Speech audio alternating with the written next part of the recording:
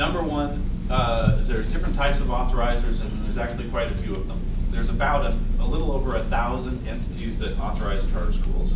The main thing in the definition, whenever a charter school has a contract, they're the other side of the contract. They're the entity that approves the charter school. Once it's approved, they're the folks that create a contract that are the ones signing it. But once they approve it, they're also responsible for its oversight, and they're the ones who review its performance at the end of its charter term and see if it should close. So of those 1,000 charter schools, it's good to know that the vast majority of them are school districts or LEAs. Sometimes LEAs are a little trickier to count, local education agencies, but it's easiest to think of them as districts.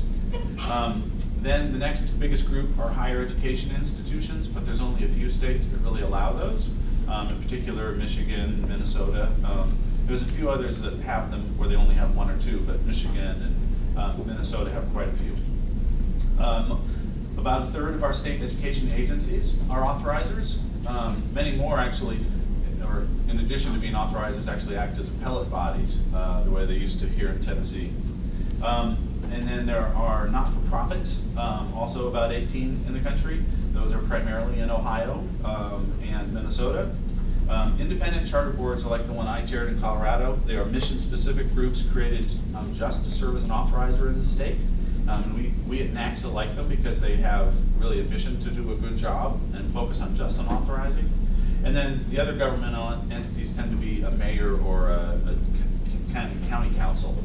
Those are in Milwaukee, and they're allowed in some other places, but we don't see very many of them. They still represent a minority of charter schools across the country. Most charter schools are still single entities, but CMOs have grown both in terms of the number of schools they serve and the percentage of all charter schools that are affiliated with them. And they may become increasingly important in the future. So first, some good news. Most of you have probably heard of KIP. KIP is a charter network that now has 140 or so charter schools across the country.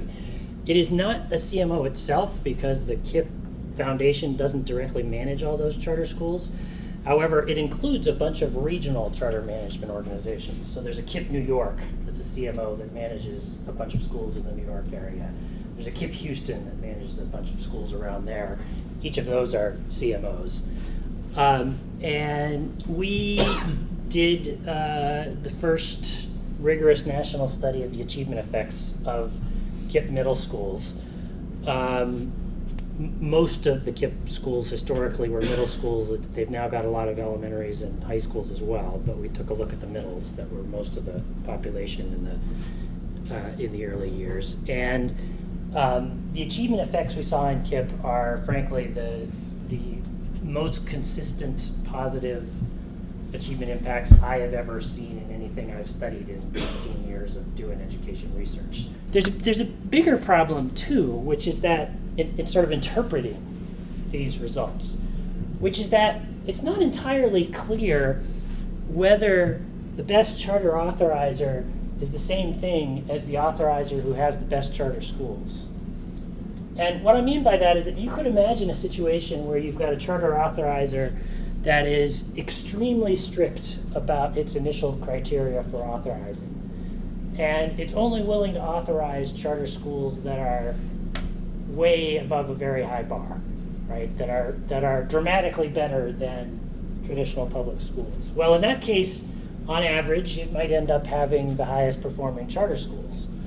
But maybe the kids would be better off if it lowered its expectations a little bit and allowed a few more charter schools in that are not as high as performing as the current bar, but may still be better than the alternatives. And this is hypothetical. This is the sort of thing that is nearly impossible to study, unfortunately. But it just suggests that, again, the authorizer with the most effective schools might not be the most effective authorizer. The slide that you see in front of you is the overall Metro Nashville Public Schools budget growth over a period of years. Our budget is essentially growing at an annual average rate of about 3.8%. But a third of that growth, over $50 million over that time period, has been driven by cash outlays for charter schools, which the state has basically forced us to take on. I think we would have done it anyway, probably would not have done it at that volume.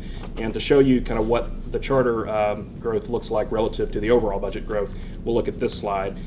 4 years ago, I'm a former senior advisor to former Governor Phil Bredesen, who served basically 2 terms in Tennessee, was largely viewed as one of the leading education governors in America because he was so focused on education. We all had to be. I was an architect of our Race to the Top proposal. 4 years ago, when we wrote that plan, we had 21 charter schools in the entire state of Tennessee. Today, in this public school system alone, we have 22 that are either open doors or on the books. And what that chart in front of you shows that the charter sector is growing at a rate of more than 14 times the system as a whole. And anybody who's been around government for any length of time knows nothing is sustainable at that rate. And just to put it a little bit in perspective, in Tennessee, charter schools receive monthly cash payments from the school system.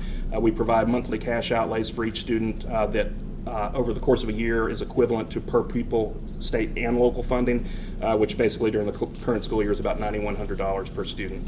So one thing, I said story ideas earlier, one thing you might want to explore when you go home is whether your community school system's growth in cash outlays for charters is significantly outpacing budget growth for the district as a whole, if that's in fact the way your charter financing model is organized.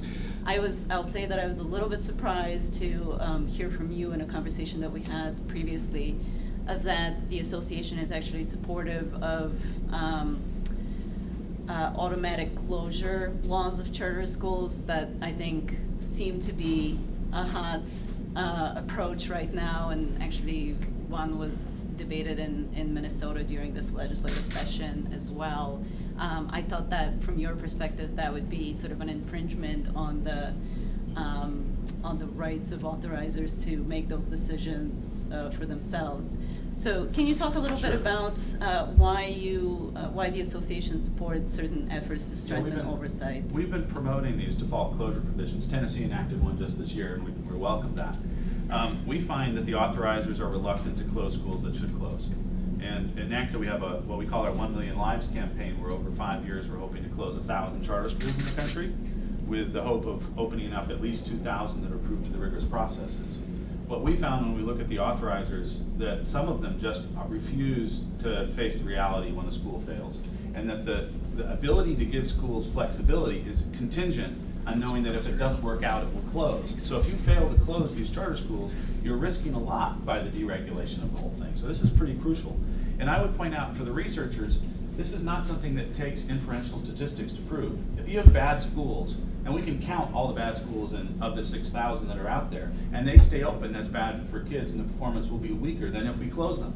So this is not something where you have to have statistical significance. If there's a bad school and it stays open, it's bad. If there's a bad school and it closes, we've helped those kids not be in that bad school, and the remaining schools are better. So this is just logic.